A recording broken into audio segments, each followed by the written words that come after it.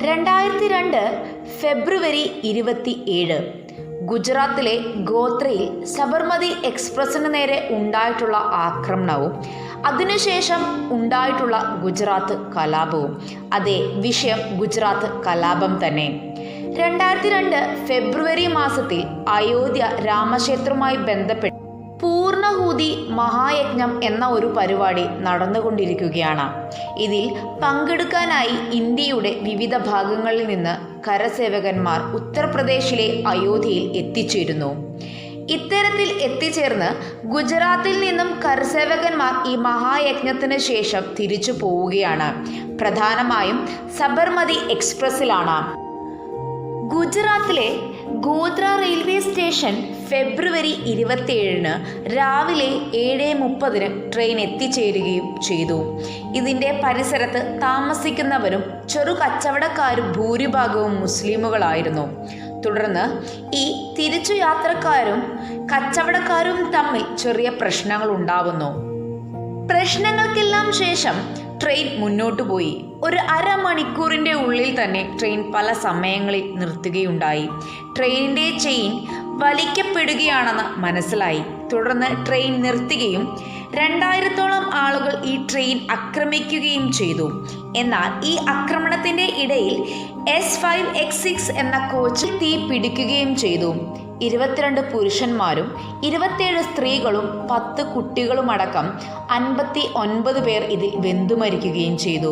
ഇതാണ് ഗോത്ര ഇൻസിഡന്റ് എന്ന് പറയപ്പെടുന്നത്. ഇതുതന്നെയാണ് ഗുജറാത്ത് കലാപത്തിൻ്റെ തുടക്കവും. ഇത് സംബന്ധിച്ച് 2 കമ്മീഷനുകളാണ് പുറത്തിറങ്ങിയിരുന്നത്. ബാനർജി കമ്മീഷനും നാനാവതി കമ്മീഷനും. ബാനർജി കമ്മീഷൻ ഇത് ആക്സിഡൻ്റലായി തീ പടർന്നതാണെന്ന് പറഞ്ഞപ്പോൾ നാനാവതി കമ്മീഷൻ ഇത് പ്ലാൻഡായി തീ പിടിപ്പിച്ചതാണെന്ന് പറയുകയുണ്ടായി. അന്ന് പ്രധാനമന്ത്രിയായിരുന്ന അടൽ ബിഹാരി വാജ്പേയി ഇതിനെക്കുറിച്ച് വ്യക്തമായി അന്വേഷണം നടത്തുമെന്നും പ്രഖ്യാപിക്കുകയുണ്ടായി.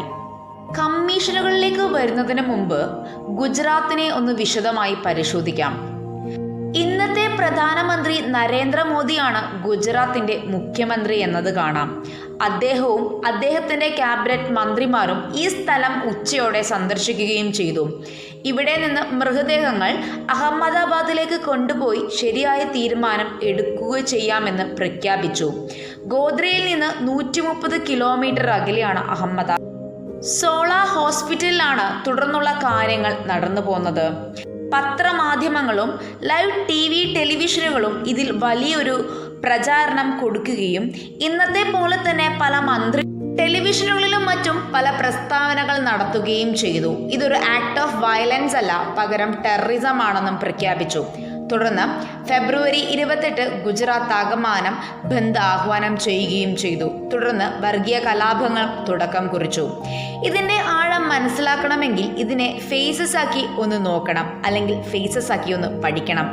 ഫെബ്രുവരി 28 നടന്ന നറോഡ പാണ്ഡ്യ മസാക്കറിനെ ഒന്ന് വിശകലനം ചെയ്യാം.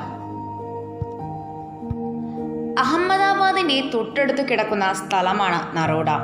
അവിടേക്ക് 5000 ആളുകൾ ആയുധമേന്തി എത്തുകയും അവിടെയുള്ള അന്തേവാസികളെ ആക്രമിക്കുകയും ചെയ്തു. ആക്രമിക്കുക എന്ന് പറഞ്ഞാൽ അത് തികച്ചും ലളിതമായി പോവും.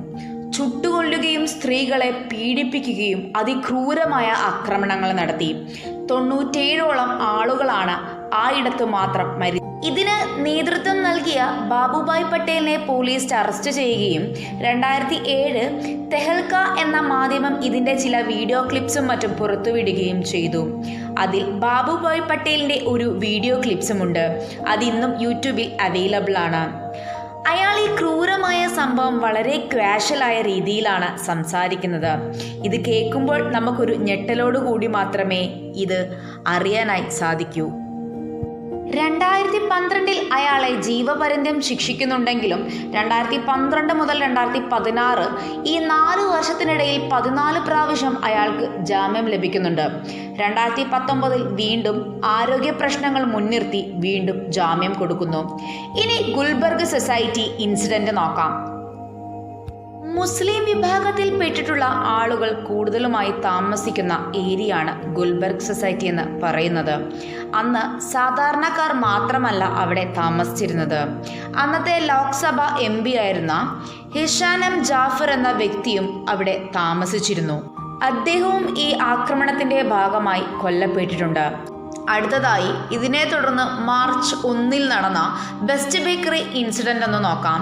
ആ ബേക്കറിയിൽ ജോലി ചെയ്ത 14 ആളുകളിൽ 11 ആളുകളും മുസ്ലിമുകളായിരുന്നു. ബാക്കി ഉണ്ടായിരുന്നവർ ഹിന്ദുക്കളും.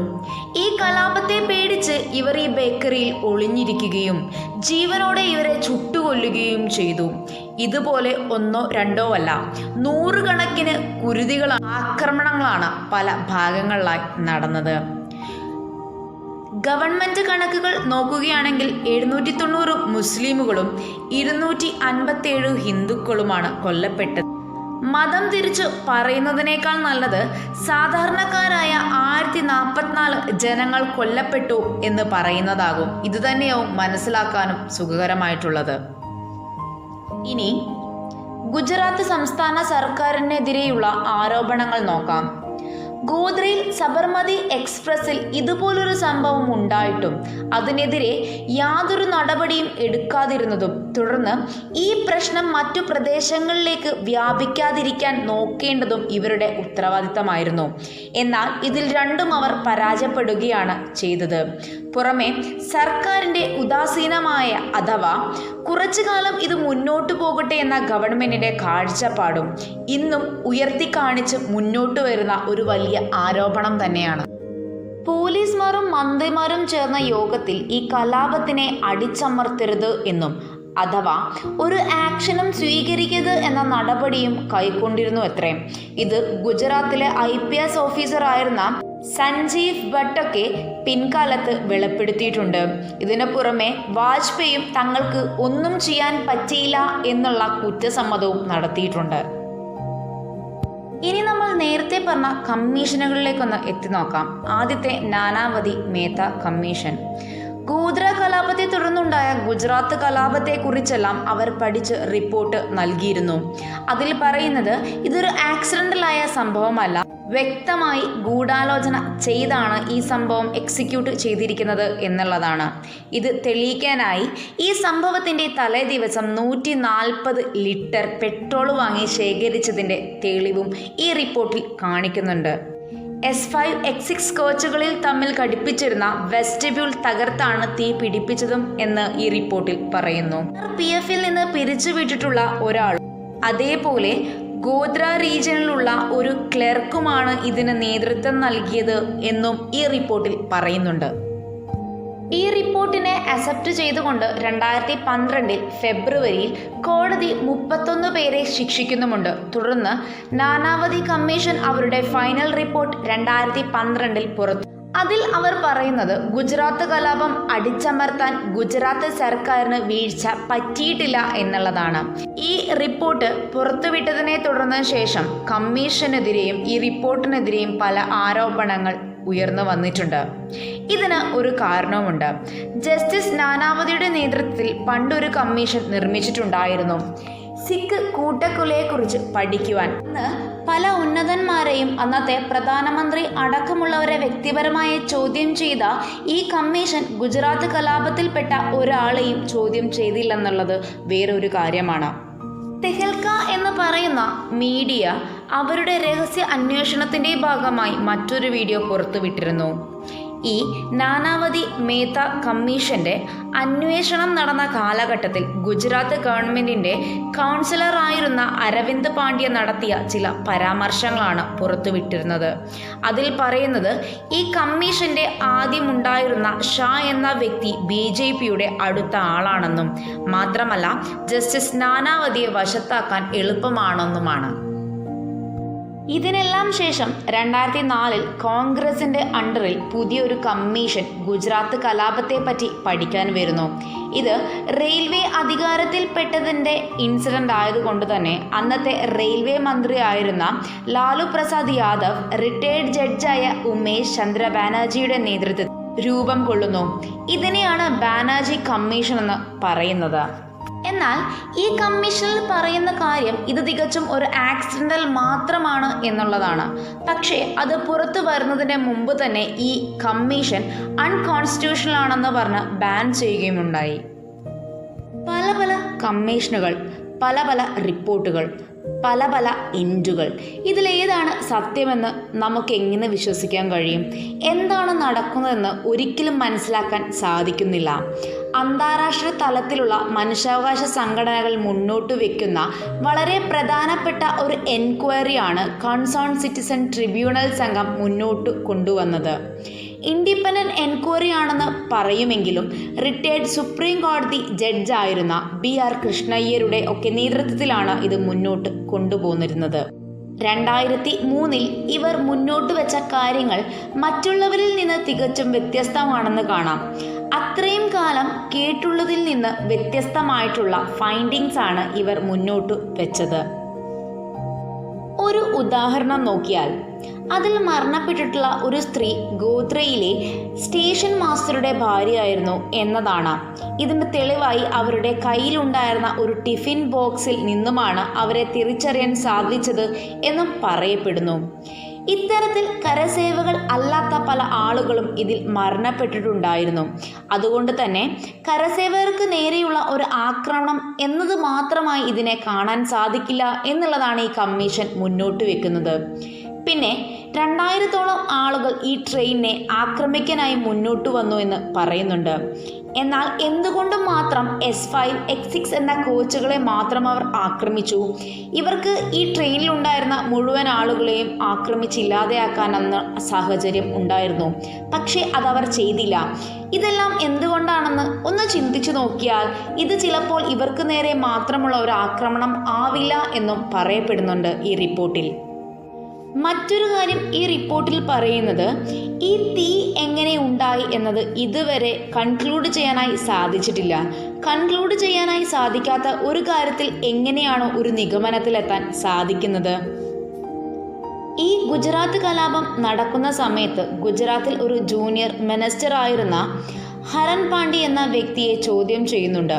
അദ്ദേഹം അതിൽ തുറന്ന് സമ്മതിക്കുന്ന ഒരു കാര്യമുണ്ട്.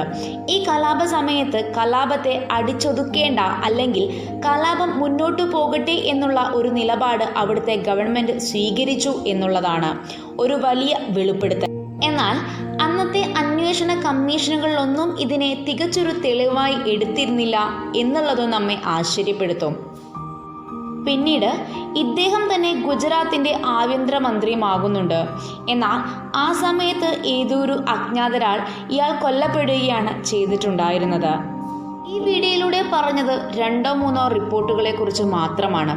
എന്നാൽ ഒഫീഷ്യലായും ഒഫീഷ്യൽ അല്ലാതെയും ഇന്ത്യക്കുള്ളിലും ഇന്ത്യക്ക് പുറത്തുമായി 100 കണക്കിന് റിപ്പോർട്ടുകൾ ഉണ്ടെന്നാണ് പറയപ്പെടുന്നത്. ഗുജറാത്ത് കലാപത്തെക്കുറിച്ച് ഒന്ന് കൺക്ലൂഡ് ചെയ്ത് പറയാനായി കഴിഞ്ഞിട്ടില്ല, അല്ലെങ്കിൽ അതിന് കഴിയില്ല. കാരണം ഒരു കമ്മീഷനുകളിലും അത് വ്യക്തമായി പറഞ്ഞിട്ടില്ല. പക്ഷേ ഇവിടെ ഒരു കാര്യം നമുക്ക് ഉറപ്പിച്ച് പറയാനായി സാധിക്കും. ട്രെയിനിൽ തീ ആളിപ്പടരുന്നേക്കാൾ വേഗത്തിൽ ഈ വാർത്ത പൊതുസമൂഹത്തിന് മുന്നിൽ എത്തിപ്പെട്ടത് വർഗീയതയും വിദ്വേഷവും കലാപങ്ങളും സൃഷ്ടിക്കുകയും മാത്രമാണ് ചെയ്തിട്ടുള്ളത്. ഗോത്രയിലും അഹമ്മദാബാദും സാധാരണക്കാരായ ആയിരക്കണക്കിന് ആളുകളുടെ ജീവനുകളാണ് നഷ്ടപ്പെട്ടത്. ഇങ്ങനെയുള്ള പല കലാപങ്ങളെക്കുറിച്ച് മനസ്സിലാക്കുമ്പോൾ നമുക്ക് മനസ്സിലാവുന്നത്, ചേരിതിരിഞ്ഞ് അങ്ങോട്ടും ഇങ്ങോട്ടും കുറ്റപ്പെടുത്താൻ നിങ്ങൾ ഗുജറാത്ത് കലാപങ്ങളും ഇതേപോലെ തന്നെയുള്ള മറ്റ് കലാപങ്ങളും എടുക്കുന്നുണ്ടെങ്കിൽ അവരോട് എനിക്ക് ഒന്നേ പറയാനുള്ളൂ, നിങ്ങൾ ഈ ചെയ്യുന്നതും ഒരു വർഗീയതയാണ്. ഇങ്ങനെയുള്ള വർഗീയതകളിൽ നിന്നുമാണ് പല വലിയ വലിയ കലാപങ്ങൾ ഉണ്ടായിരിക്കുന്നത്. അതുകൊണ്ട് തന്നെ കലാപങ്ങളുടെ ചരിത്രങ്ങൾ വീണ്ടും ആവർത്തിക്കാതിരിക്കട്ടെ. തെറ്റുകൾ മനസ്സിലാക്കാനും അത് ആവർത്തിക്കാതിരിക്കാനുമാണ് നാം ശ്രമിക്കേണ്ടത്.